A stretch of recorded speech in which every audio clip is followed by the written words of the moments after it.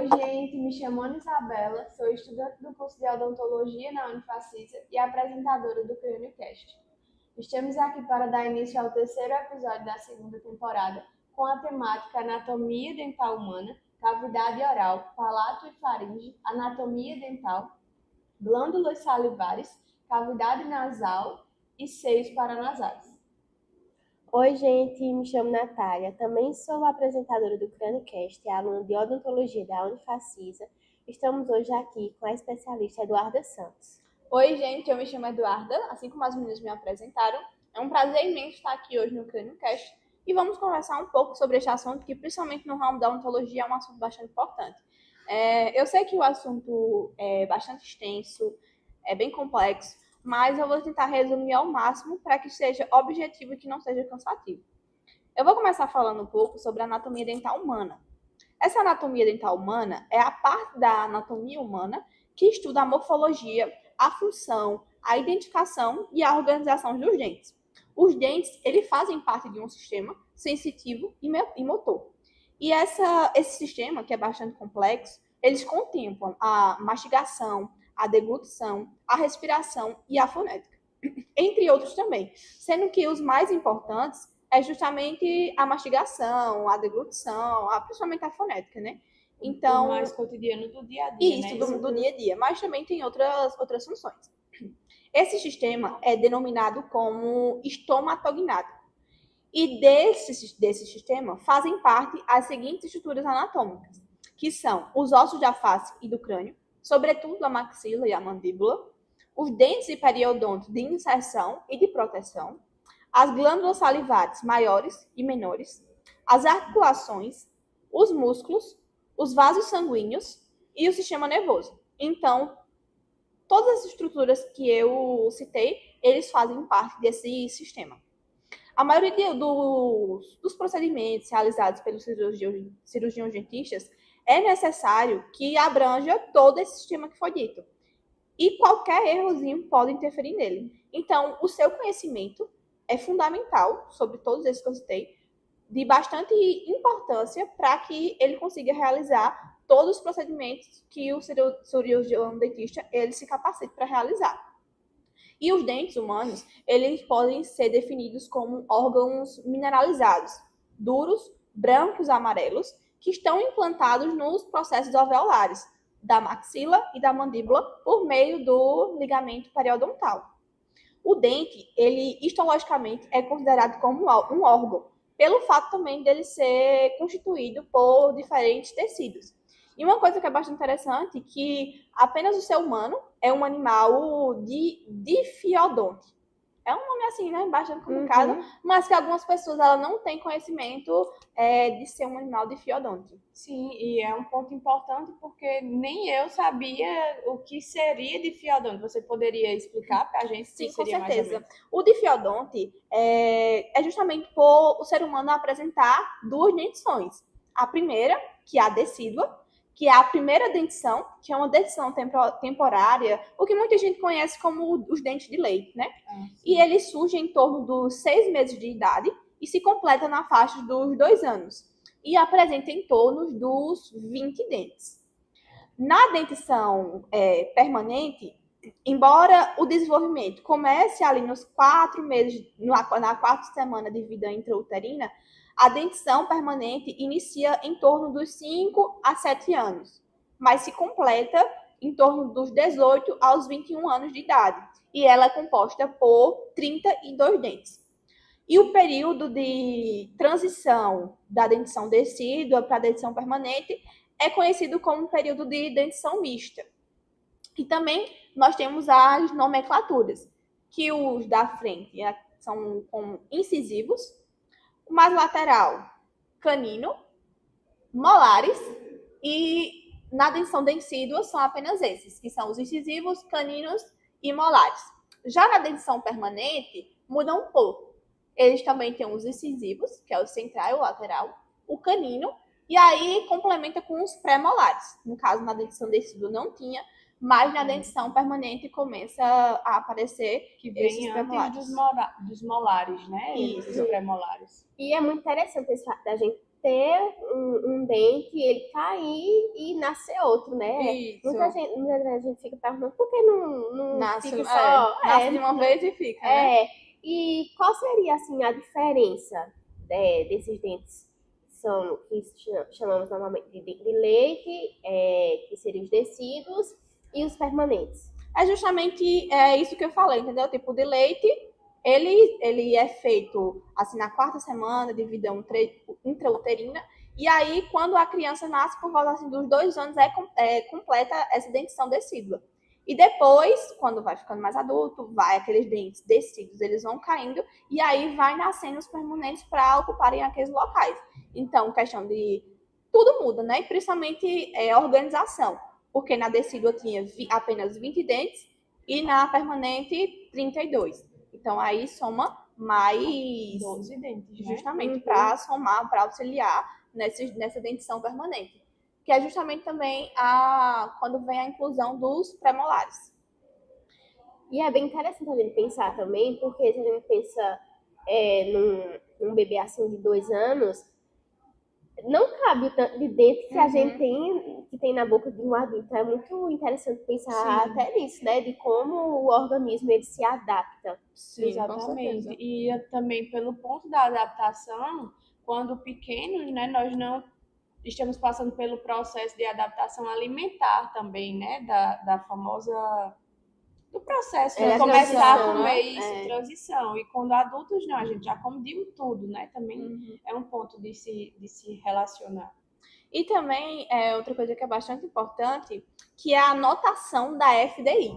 Existem outras formas de conceitos que os profissionais usam, tem notação americana, tem outros nomes, para que seja localizado os dentes por numeração e quadrantes.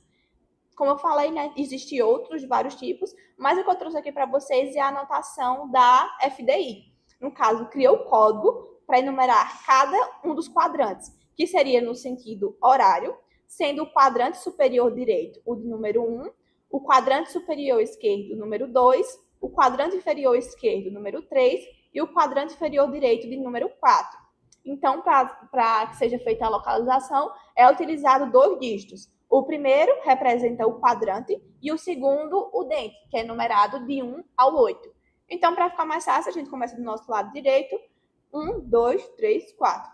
E aí a gente consegue fazer a enumeração, primeiramente pelo quadrante, se for no 1, começa pelos dígitos 1, 2, 3 e 4. 3 e 4. E assim sucessivamente. E sempre em sentido horário, né? Sim, em sentido horário. E também os números, os dentes, é de 1 a 8. Então, é sempre assim, do 1 ao 8. E também tem, isso aí é no caso dos dentes permanentes, né? Sim. Que eles apresentam um número maior. Mas também tem das dentições decíduas. No caso, o quadrante muda. Como o dado permanente é 1, 2, 3 e 4, aí continua 5, 6, 7 e 8. Também de 2 dígitos, porém o segundo dígito ele vai reduzir. Vai ser do 1 ao 5, e aí os quadrantes também vai mudar. Vai ser o 5, 6, o 7 e o 8. Que aí tem essa... É uma continuação, né? Como se fosse. E isso foi um pouco que eu falei para vocês sobre a anatomia dental. É claro que se a gente for no estudo mais a fundo, vai ter inúmeras coisas para acrescentar. Mas aí eu vou falar um pouquinho para vocês sobre agora a cavidade oral. E a cavidade oral, ela consiste na porção inicial do tubo digestório, ou seja, é o local onde tudo começa, né? Do tubo digestório. Onde o alimento é ingerido e é preparado para digestão no estômago e também no intestino delgado. O alimento ele é triturado pelos dentes e umidificado pela saliva, proveniente das glândulas salivares, de maneira a formar o bolo alimentar, e é na cavidade oral que se inicia também a deglutição. A cavidade oral ela se comunica com o meio externo através da rima oral, que é a abertura entre os lábios, e com a faringe. A cavidade oral ela é delimitada por 6 paredes, que é bastante importante a gente também ter o conhecimento dessas paredes, que é uma parede anterior, que é os lábios, há paredes laterais, que são as bochechas, uma parede superior, que é o palato, também conhecido como céu da boca, uma parede posterior, que é o véu palatino, e a parede inferior, que é o assoalho. E falando um pouco sobre o palato é conhecido como uma região em forma de uma ferradura aberta para trás, que constitui o teto da boca e, ao mesmo tempo, o assoalho da cavidade nasal. Ele está composto de uma parte anterior, que é o palato duro, formado pelos processos palatinos da maxila e também pelas lâminas horizontais do osso palatino. E ele também tem uma parte posterior, que é conhecido como o véu palatino. E a face oral do palato, ela é recoberta por um mucoperiósteo. E esse é tipo uma pelezinha que recobre ele, e ele contém vários vasos sanguíneos, vários nervos e também muitas glândulas salivares menores. Aí, como eu falei um pouco sobre glândulas salivares, eu vou falar um pouquinho também para vocês sobre a importância dessas glândulas, principalmente as glândulas salivares maiores, que é conhecida como as parótidas, que é a maior das três. No caso, nas glândulas salivares, as maiores são três. A maior delas é a parótidas, e ela também é exócrina. E também tem as submandibulares e as sublinguais. Das maiores dela é essa parótida, que eu vou falar um pouco. Justamente o conjunto dessas glândulas salivares, elas são responsáveis justamente pela produção de saliva lançada na cavidade oral. A saliva, ela umedece e lubrifica a boca e também os alimentos. Ela contém a amilase salivar, que são enzimas que iniciam a digestão dos carboidratos. E também ela é bastante importante que ela tem uma função tampão, que o povo fala, que ela controla também o pH da cavidade oral, porque muitas das vezes é um pH muito ácido, entendeu? Uhum. Então a saliva tá ali para ter o controle. Manter o equilíbrio, isso, justamente. né? E tipo, também é um mecanismo bastante importante para o controle da cárie dentária, que a gente sabe que acomete muito crianças, até adultos também. Então a importância da produção de saliva também contribui bastante para que mantenha aquele pH regulado, para que combata a cárie dentária também. E também a gente tem uma doença bastante conhecida, que é a xerostomia. E o que seria essa xerostomia? Você pode explicar? Seria justamente o oposto. Seria a falta de saliva na boca, que dá em boca seca, que principalmente acomete pacientes submetidos à radioatividade, que fazem radioterapia, pacientes que possuem o câncer. Esses pacientes, eles possuem essa falta de salivação, a boca fica seca. E também outras doenças sistêmicas e imunológicas. E justamente esses pacientes que são acometidos como a boca fica seca, sem salivação, aí desregula o pH e também causa muita cárie dentária. Aí também, falando sobre a glândula submandibular, ela é classificada como glândula exócrina também. E a sublingual é a menor dessas três glândulas, que é a sublingual. Das três, ela é a menor. E também é uma glândula exócrina.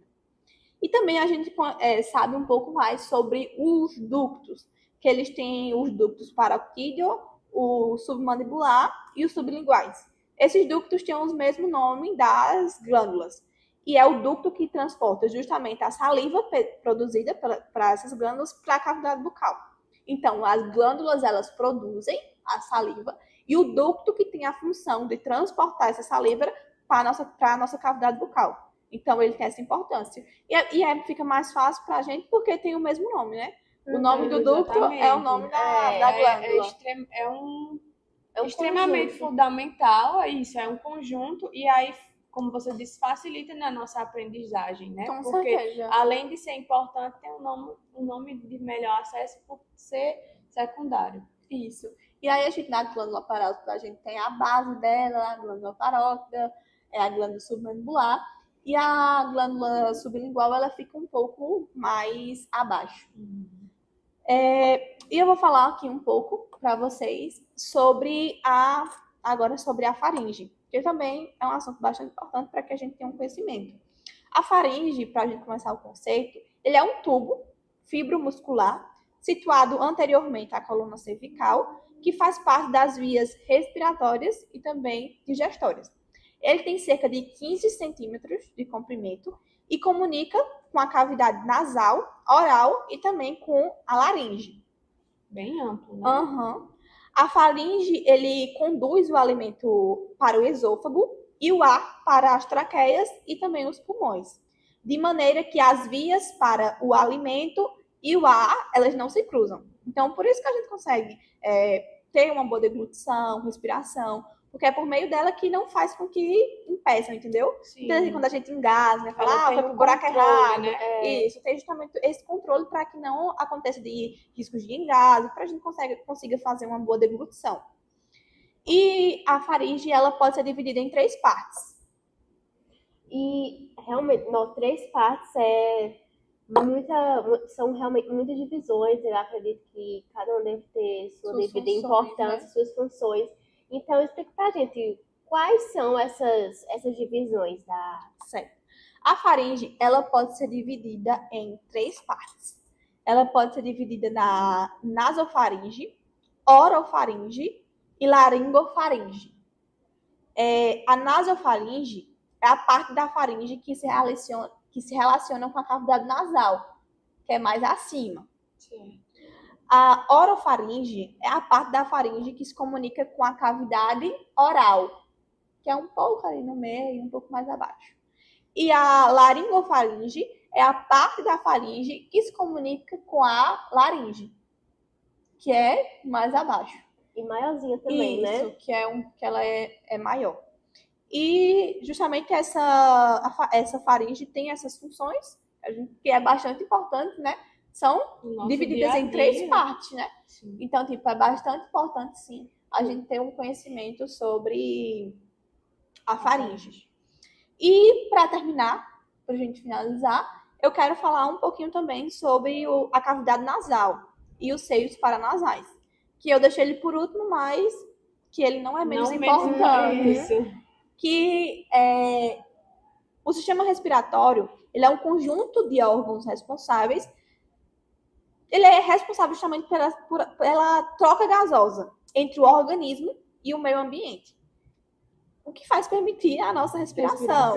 Então, justamente essa troca gasosa que faz a gente conseguir ter uma respiração. A inspiração e a expiração, no caso, né? Seria a troca gasosa. Isso, justamente.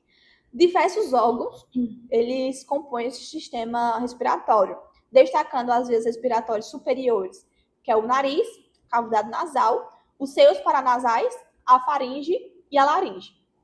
O nariz e a cavidade nasal constituem as partes iniciais da via respiratória superior. Apresentam as funções de conduzir, filtrar, aquecer e umedecer o ar, inspirado para o processo que leva para os pulmões. Então, para a gente ver o quanto que é complexo, né? Porque a gente acha que respira o ar que está aí. Que é só respirar e inspirar, não. mas é todo um processo Justamente, que ele faz. tem esse processo, ele conduz, ele filtra, ele aquece e umedece, né? Então, tipo, são bastante funções que até mesmo a gente nem imaginava que acontecia. Sim. Mas sim, e faz esse processo respiratório que justamente ocorre nos nossos pulmões. Já os seios paranasais, eles são cavidades pneumáticas existentes entre alguns ossos do crânio que se comunicam e se relacionam diretamente com a cavidade nasal. Então, muita gente conhece porque são seios nasais, esses seios, como algumas com cavidades, alguma região assim mais que tenha abertura, entendeu? Algo mais aberto. Isso.